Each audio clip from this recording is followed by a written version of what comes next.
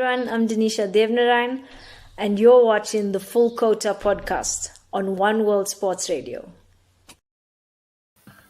Couple of gremlins there to start off the show, but welcome to the Full Quota podcast on One World Sports Radio. Remember to subscribe to us on our YouTube channel at One World Sports Radio. Also, you can tweet into us at One World SR. Also, send through your comments on YouTube and also on Facebook. We do appreciate them. We're trying to get to 1,000 subscribers, so please do a subscribe to the channel. You can like the video if you do like it, subscribe and hit the notification bell to be notified whenever we go live next. This week is the CSA T20. We're carrying on with our a few surprises, but pretty much as we expected. I think pretty much when we discussed it at the a few days ago. We discussed what was likely to happen has pretty much happened. Well, not really, because we expected an upset. Yeah, perhaps one. Yeah. But I think, as we said, I think the experience of the Titans came through in the end in terms of the bowling. The batting was weak. Like we said it would be a problem for them, which it was. But the experience, particularly with Punky, was a difference for them. Oguhle was very good for them. I think when you looked at that bowling lineup, it was reliant on Corbin Bosch to come through. I thought he bowled okay, didn't bowl really well. But the man who stood out, because I've kind of felt that bowling lineup needed a second attacking force. That man was Oguhle. Dan Khalim also had Dan Khalim just had a forgettable group stage, I will call it, and they needed him. And to a certain extent, it came down to a rain-affected Duckworth Lewis pass score that Mpumalanga just botched entirely. Botched and gave them, and the Titans wouldn't be happy. I don't think the Titans are ever happy today, because there was one game where they didn't play well at all. Yes, they won. Wouldn't be happy about that because the other team just gave it to them. But then obviously finally in that final game, they actually did play reasonably well. Funny enough, when they took out Dean Alga, it kind of worked. Yeah, certainly. It certainly the balance of this particular side did help having Dean out in this instance. Yeah, certainly true. Which is quite odd, because you wouldn't expect that. But yeah, let's just go through some of the Group B results. I'm supposed to say Group B. So the Knights beat the Titans by 6 wickets. The Titans scored 147 that day. I didn't even think it was enough. The Tuskers beat the Rhinos by 7 wickets. That was easy, 110 runs. They got a bonus point off of that.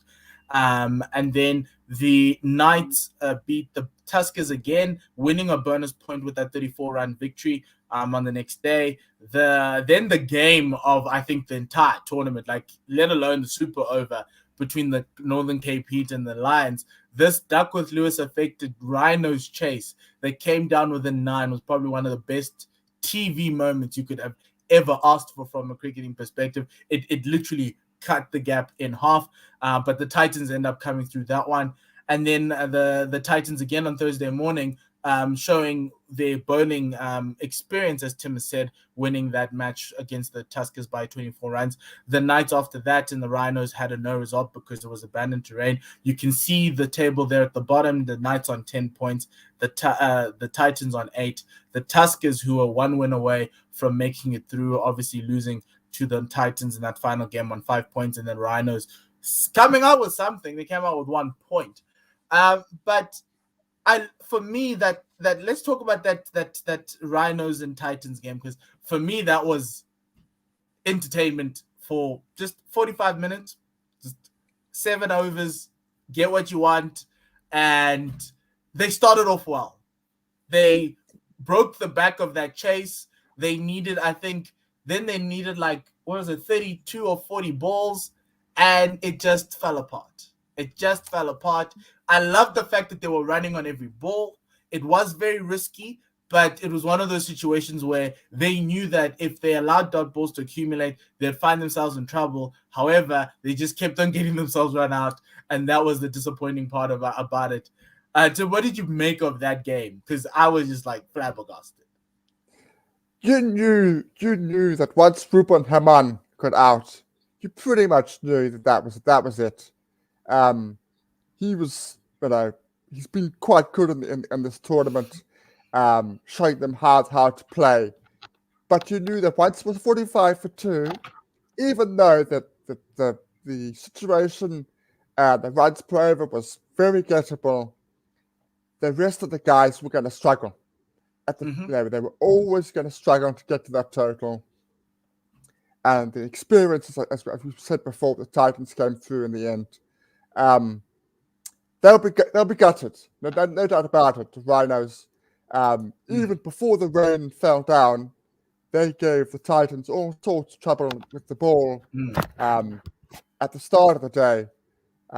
So in many passages of play, they played well, but when it mattered, they just couldn't quite get it together.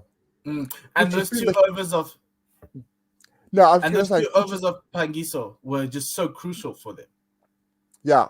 I was just going to add that whole team coming together. That's been a common theme with all of the Division 2 sides so far. They've needed individuals to stand up to be counted rather than a team. So rather than them all making 25, which if they'd had that, they would have won comfortably, it needed Herman to make 50. That's what it needed. It needed him to make 50 for them to go through.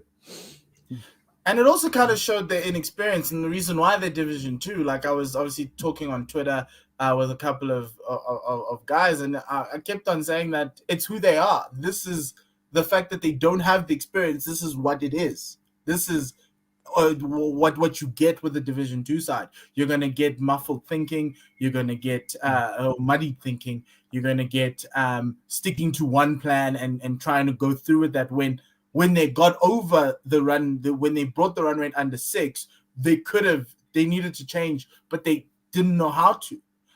All they knew was just keep getting singles. And that kind of hurt them, but they will learn. And that's the good thing about these types of tournaments now. What this domestic structure now is that normally at the semi-provincial level, you're playing with guys at your level all the time. So everyone's making mistakes, and the team that makes the less amount of mistakes goes through. Whereas in this game, the Titans made a whole lot more mistakes. It's just that the mistakes that mattered fell on the end of the Rhinos. And they'll learn from this, and that's what it is. Like I think next year's tournament's going to be much better. Even the ODI tournament later on this year, I think they'll play it a lot better. I think teams are now starting to see what they need. But yeah, moving on, let's talk about the Knights. I think the Knights looked championship material. They looked like a team to beat, a team to take it all. Riley Rousseau on his comeback, impressive. But there were a couple of worries, Piet van Biljon, Jacques Snyman. But everyone around there, Farhan Behadin did a very good job at that throughout the games, throughout the group stages. This Knights team, and the bowling was very good. Very, very good. I see why Joe van Dijk is playing for the Northern Cape. I see why now. Because they are stacked in that bowling department. But what do you make of them?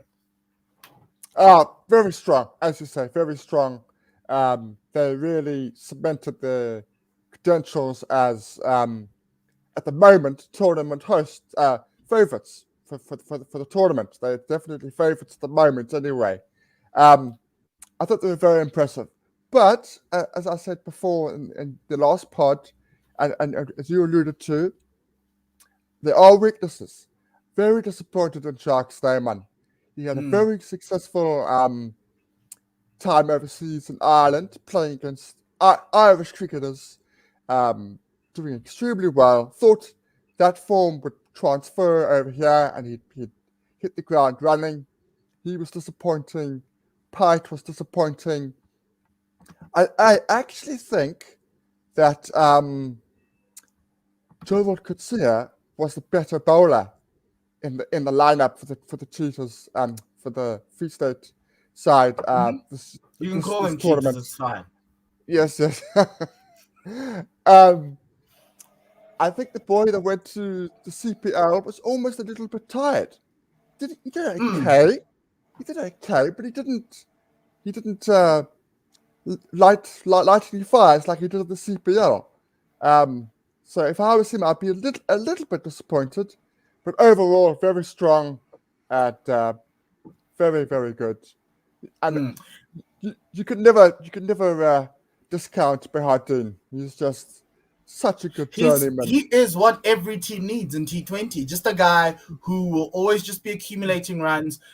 He's not an anchor at all, but he scores runs. He's the poor man's version of Baba Azam. Baba Azam just scores runs. He accumulates them at whichever rate you want. He'll accumulate them at that. And I think he's one slightly better than Baba because he can actually clear the boundaries when he needs to. He's a very good progressing throughout the innings, and I loved watching that in that second game against the Tuskers, where he came in with Riley and he just kept on pushing the pace of that innings to set about 160. The other thing that I'm worried here, look, I love the Tuskers. I think the Tuskers showed a lot of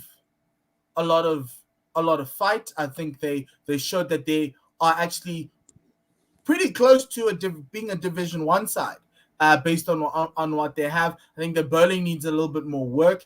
But from a batting perspective, a T20, outside of Luke Schlemmer and Cameron Delport, the rest of the guys aren't necessarily cut out for this format. And we're starting to see that even in some of the Division 1 sides, Titans included, necessarily probably even the Lions, you could say, with the squad that they brought up, they're not T20 players. And so asking guys, like watching Mokhakane yesterday against the Titans try to push the pace, try to score boundaries, it looked unnatural. And even if you looked at that Titans batting lineup, which was one of the big issues I had, it was like nobody can score boundaries. Even in the period where it's easiest for you to score boundaries, you can't hit the ball over the top. And that is something that's coming through in this tournament. And one of the reasons why I'm not as optimistic about South Africa winning the World Cup, because I look at this and I'm like, we actually don't produce batsmen who are aggressive and use the technique to be aggressive. And so that's where I'm like a little bit disappointed about the CSA knockout, is that we're not, after seeing the 190s in Kimberley, maybe that was a pitch thing, we come to this side and the highest score is 160. And yes, Riley Rousseau did a good job, but his boundary percentage was also quite low. And these are traditionally flatter wickets as well. So that was a huge problem. Just on the Tuskers there, they were a disappointment for me. I didn't say it, but I was almost certain that they were going to cause an upset. But what they were was Cameron Delport and nobody else. If Cameron made runs, they had a chance. He was striking at 170. 170. Average of 40. The next best is an average of 22, and nobody got to striking 120. Not a single batsman outside of Cameron was striking at 120. 120 is basic at this level. It's actually below basic, but you should be close to about 127. I was really disappointed. I was actually disappointed in Mokhakane, Schlemmer. I was actually disappointed in them in the whole of the tournament. I think the bigger thing here is we are getting individuals. We are getting Van Dijk. We are getting Kem. We are getting Duplessis. We are not getting teams that have 4 or 5 quality players. That is a slight concern. So you'll get to Northern Cape will have 2 So SWT will have two, and that is a concern going forward. As we said, it was Cameron Delport or nobody else. I thought they were okay with the ball, but their batting was a huge concern. No, and that's that's what, like, that's why this group was so frustrating, because I looked at the Titans and you could see, like, if you looked at everyone's strike rate, and the Titans players have played a lot of games, nobody had a strike rate above 120 outside of Aya Kamane, who was batting at 7. And I kind of felt that Aya was batting one spot too low in that batting lineup, and it was wondering why they selected Grant Mokwena. They took him out. They brought in Javesh Pillay. Final game, Dean Alga has a hammy. He comes on. Jan Hendrik Potgieter, who actually batted pretty well, comes in, and you're like, okay, but Mandla and Jeff, what are we thinking here? Like, what's the thinking behind this? Because it looks as though I could have told you in game 1 you're not scoring enough boundaries in the power play. Game 2, you try to address it. It didn't work out that well because of the rain and everything else, and we forgive you for that. That's fine. But then in game 3, it kind of started working out. But then you could question that the quality of the opposition, the bowlers, weren't that great, and that's probably what the Tuskers' weakness is. It's bowling. But they did the job. They worked it out. But if I looked at everyone else on that roster, on that team sheet, I was like, there's no way. Dean Alga's strike rate's under 120, so 110. Spanelo Makanya, who actually batted well in this tournament, and he's one of the standout performers in this group. He came through and he batted very well, but his strike rate was still under 110, but he did 120, but he did a job. Javesh Pillay, yes, he's new, give him an opportunity, that's fine. If you looked at Neil Brunt, also under 120. And you'd ask yourself where those players are. Where are those in probably the best run franchise in the country, the biggest talent pool in the country? They could not, because if I think about it, they even can scour the northern provinces. They can take players out of Mpumalanga, out of Eastern Gauteng, pretty much even out of Limpopo. They could take the best players, but they could not find guys who had a strike rate of above 120. Donovan Ferreira was an interesting one. I think he's a very, very lovely pick. I'd actually love to see him bat at number 5 after Spanelo Makanya, and maybe have Aika Mane at 6, just to see how he would have gone, because in the back end of those innings, it was Makanya, it was Kamane, and it was Donovan Ferreira who was saving them. They would get to 90 after 15, but they'd get to 140 after 20 on the back of those 3 batsmen. And so that was my biggest irritation and frustration with the Titans, because it's like, guys, this thing looks all wrong. And to a certain extent, Dan Khalim batting at 8 makes me question as to whether Dan Khalim is the better, because effectively you're picking him as a bowler. You don't expect to bat until 8 in a T20. So is he good enough to be in this team as a bowler? I don't think so. And it was really disappointing to see him, because it was an average performance. It wasn't great. It was average, and I was like, okay, what's going on? So that was my disappointment this tournament. What were your standout moments, and what were your disappointments? Standout players and guys who disappointed you in this group. The disappointments have got to be the guys I punted last week. I said they would dominate. I said they would do well. They did well in the preseason. They took to Pavilion and Ntini apart, and Luke Schlemmer and Mukakani disappointed me. They flattered to deceive. They really did. They had at every game they had an opportunity. They had in all 3 games they had an opportunity to win. They had a genuine opportunity to win all of their games, all 3, and they flattered to deceive dramatically. The good bits probably Gerald Coetzee. I was very, very impressed with Gerald Coetzee for the Knights. I thought he was really good, really solid, really strong. He looks fit. He was bowling quickly. Yes.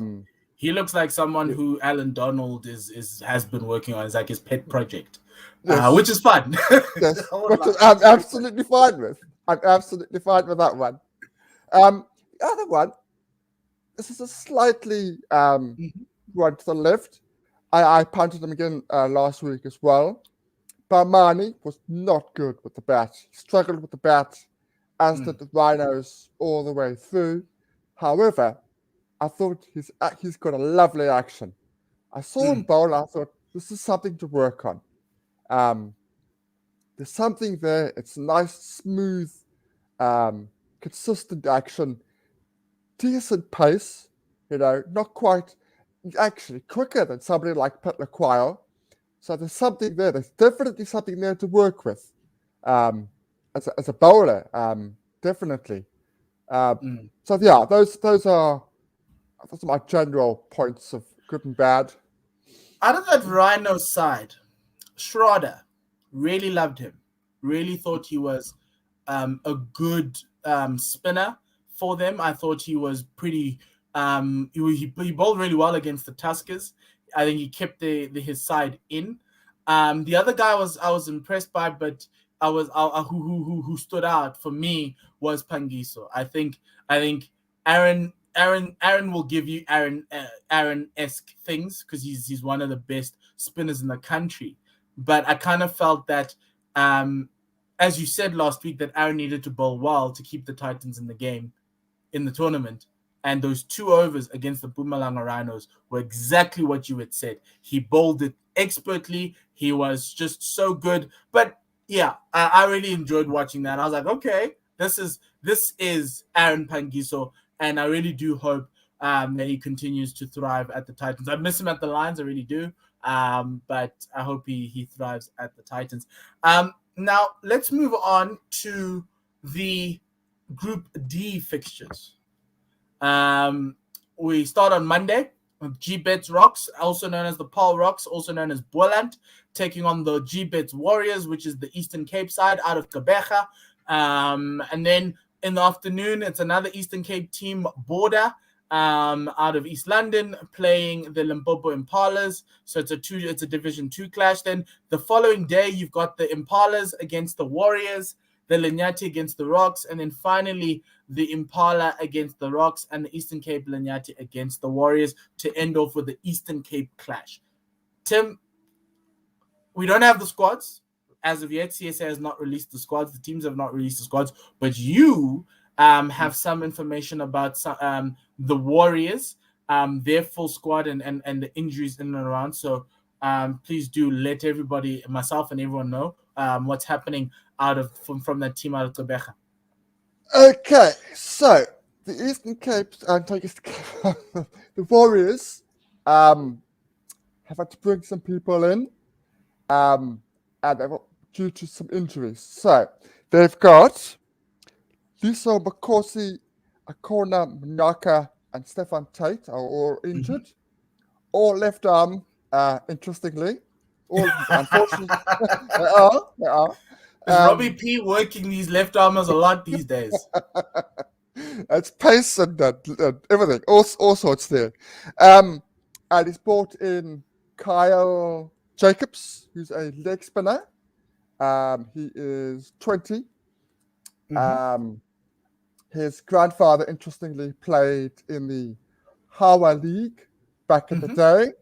So nice. Some of you listeners, if you like your history, you'll know that. And they brought in Tian van Vuren as well. Again, another left-arm pace bowler. Tian van Vuren is a SA under 19 cricketer, and he's been at the Warriors age groups all the way through. So he's been on the fringes there for some time. So it's Van Vuren and Jacobs who've come in for those injuries that they've sustained. But the large team is Temba Kashile, you've got John Smarts, you've got Tristan Stubbs, you have Rudy Second, you've also got Diego Rosier, who I really do like in this format. You've got Glenton Steelman, Tiweka Nabe as well in the side. from a spinning perspective, who do they have now that Lizo Makosi is out? So they've got their leg spinner, Carl Jacobs. I don't have the full squad on me. You have those names there that you've just rolled off. This you might have a bit better than me, but I will add. People might be asking, where's Dane Patterson? He's been tweeting a lot recently. Dane is still in the UK, so he is coming. He's coming back, but he won't be involved in this competition. So you'll see Dane Patterson later on in the season. So that's a huge bonus for them. So they've got Tepon Dwandwe as a left arm leg spin, and as a left arm leg spinner, which I'm interested to see how he works. He hasn't had a proper home as of yet ever since he turned professional, so that's going to be quite interesting to see. If we look at the Rocks team, in terms of Paul, obviously Yanaman Malan is the standout. This is Yanaman's revenge tour. Yanaman Malan, if there's anything you're watching Group D for, is what Yanaman Malan's going to do to these attacks. Because I look at the Warriors, I think I like Mtiwa Kayanabe, I like Lenton Steenman. You need someone who can add a little bit more pace in that side, which is why Stefan Tate missing is kind of a little bit tough. But I trust Robbie Peter found another pacier bowler who can bowl it at about 140, 150. Yanaman, his brother Peter, you've got Sean van Berg, leg spinner in this tournament. He's taken a lot of wickets in T20s. We don't know if Stan van Zyl is going to be playing, but you've got Imran Manak in that side. It's shaping out for the Rocks, because I thought, and I think you also thought as well, that the Rocks could be the team to beat in this tournament. Yeah, I did have them as one of the favorites, so to speak. But it's going to be very interesting to see who they pick in that final squad that they have. It's still going to be a good squad. It's still going to have really good individuals. It'll be very interesting to see. I expect him to play, but we don't know yet. But I expect Hardis Verloon to play. So Hardis will just have a return of Hardis Verloon to South African shores once again. Will be very interesting. He might find those par wickets later on the season a little bit flat, but he we'll bowled, he won the MSL with them, and that was one of the things. If I look at this team with Adrian Birrell, is that to a certain extent Adrian Birrell won the last marquee franchise tournament in T20 in the country, so he's going to try and recreate that. Obviously, he does not have the likes of Tabraiz Shamsi, but he's got an able replacement in Sean van Berg. He's also got an up and coming right arm off spinner. In South Africa, if you're looking for a right arm off spinner, this kid is it. Imran Manak out of the Western Province. It's also going to be quite interesting to see how they fill out that middle order without Stan van Zyl in that side. So that's going to be quite interesting to see how they pack it up. But I do think the Warriors will give them a massive, and this is, I keep on complaining about these groups. The two Division 1 teams should be playing last. This is the one game I'd have loved to see. Wednesday afternoon, the top two teams battling it out, because I do think each team has kind of can match each other really well. John Smart is also on a revenge tour because he just was kicked out of Proteas contention after the Pakistan series. And so it's going to be quite interesting to see how they manage that, and how, because I do think John should open. And so it's going to be quite a power-packed game to start off on Monday morning, which is interesting for both sides, because I'd want them, because you kind of felt on Tuesday morning that the Titans were a little bit rusty, and so too the Knights, and you kind of want, and as the days got on, they got better. So you want that as a marquee game. You don't want that to happen on Monday and you forget all about it because it wasn't good cricket. So that's the one thing that we're looking forward towards. Just one last thing here, Tim, that I wanted us to chat about. Obviously now 2 groups are done. The quarterfinals are shaping up. So now we've got our first 2 quarterfinal matchups. You've got the Six Gun Grill Southwestern Districts taking on the Momentum Multiplied Titans. I'm going to call it upset alert, upset alert, upset alert. And then you've also got the iTech Knights against the Six Gun Grill Western Province. Obviously, the two pools that are going to happen next week and over the weekend will give us the final teams coming out of this. What do you make of the first two quarterfinal matchups? As you say, that first one is huge. I'm just going to add, just very, very quickly, as we talked about the Warriors there, Fion Lupper. Huge tournament for Fion Lupper. Yes. Huge tournament for him. So actually, the Warriors are actually covered in terms of spin with Spats and him, his options. He'll be wanting to knock on that purchase door once again with especially in this format, so he'll be wanting to knock the door on. In terms of the quarterfinals, SWT have got a great chance, an absolutely fantastic chance to go to the semis. And they're going to need more than Jean Duplessis to do the business. Yeah. Now, as we said, we want Captain America to come through, and I think Captain America will give that Titans. The other thing with what was going on with the four left-handers? Like literally 1 to 4. What's going on with the batting order? I don't understand the batting order at all. But I think if they needed a team, if SWD needed a team that they could beat, that was beatable, it's this Titan side. The Titans effective 18 days to sort out whatever they need to sort out. I don't know how they're going to work it out, but their best team has their captain on the bench. That tells you a lot. And it's not because like they gave us Jean-Henrik Pochita. I want to see more of him.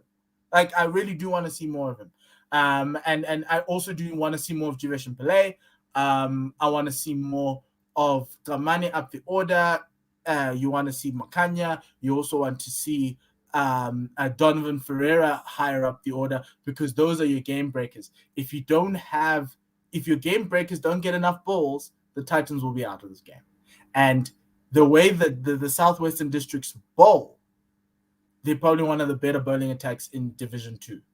And so they're gonna come up against a much better. It's not Mpumalanga anymore. It's not the Tuskers anymore. You've got the number 1 wicket taker in this tournament, that's Herschel America, coming up against you, and that says a lot. It's going to be quite interesting. I think it's going to be the clash of the quarterfinals. Outside of the fact that I think the iTech Knights against the against Western Province is also going to be a humdinger, because Western Province didn't expect to see themselves as a runner-up in Pool A. Yeah. A lot of pressure on the Knights there, I think, because of what happened last season. Just in a general sense, when they had opportunities to get silverware last year, they faltered. They've now had the experience. They've now got people who are a year older. They've had people who have now gone overseas to play CPL and the like.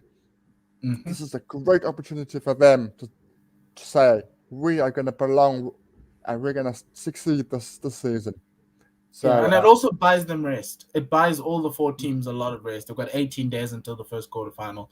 So a lot of rest and a lot of game planning, because now you know who you're playing, so you can literally game plan for them for 18 days.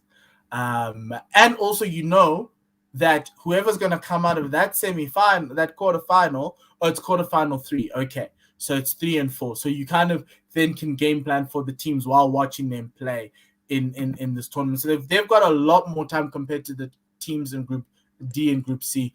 But yeah, we'll be talking about Group C later on next week, once we recap Group D. So that'll probably be either late Wednesday afternoon or Thursday, to kind of prepare us, because I think the next Group C, the final group of the group phases, starts on Friday. But Tim, any final words for us to watch out for? Who are we watching out for in this Group D situation?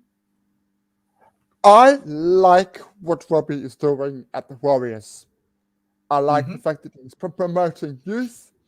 I like the fact that towards the end of the last season, he was giving Lubba, batting Lubba at 3s and 4s, and he was giving Tristan Stubbs a lot of responsibility. So watch out for Lubba and Stubbs. We saw particularly how the latter did well towards the end of the season. I would say watch the Warriors, particularly in white ball cricket at the moment. And with people who have been asking us where the black batsmen are, the Warriors have a black batsman who actually plays for SA Emerging. He's in the academy. That's Gabelo Sikukune. He's going to be playing. I do think he might be opening with John at the top. But there's a question around where Sinatemba Tlashile bats in this batting lineup. I do think he needs to bat higher up. But they've got a lot of firepower, so I think people need to watch out for Sikukune. Tristan Stubbs as well. I think Tristan's going to be really great. Imran Manak is someone that I think is not a lot is said about him, and I think he's going to be quite good and taken away. And then Marco Murray for Border. If he comes out and he plays for Border, he's also like a Cameron Delport-esque type of a player. I'm really disappointed he couldn't get a Division 1 contract, but I really do hope that he shows his value, because he's one of the guys I would have, if I had to reselect the Proteas T20 side, if I was a selector, Marco Murray would be in my side all the time. I think he's a game changer. He's a boundary hitter at 4 and 5. And we've seen it. And that's the thing. We've seen it in MSL 1 and 2. It's just that guys aren't on giving him that opportunity. And so that's something that I'd like to see. Yes, maybe consistency is a question, but I would say watch out for Marco Murray, because I think he's one of the guys we should be selecting and considering in Protea colours. And maybe the fact that the Border, particularly we haven't discussed them an awful lot today, they're a bit of a what's the word I'm looking for? They're the weaker side of this group, so we don't know enough about a fair amount of their players. So maybe you never know, they might give us a few gems, like Northern Cape did. Yeah, that too, and so too Limpopo. That's the other thing. Obviously there's a lot of unknown entities in this group compared to the first two, and so we all will be learning together with you, as we watch these tournaments unfold, and we can see who in those two teams deserves a Division 1 contract, who could get an MSL call up when the MSL starts next year in February. But Tim, I just want to say thank you very much for availing yourself again. And we'll be back again next week with an interview podcast to start off the week. And then later in the week, we'll be doing a recap show. So do watch out for those. We're really excited about that interview. I think you will enjoy it. But for myself and Tim, have a great weekend. Enjoy the cricket next week. And le sale kagiso.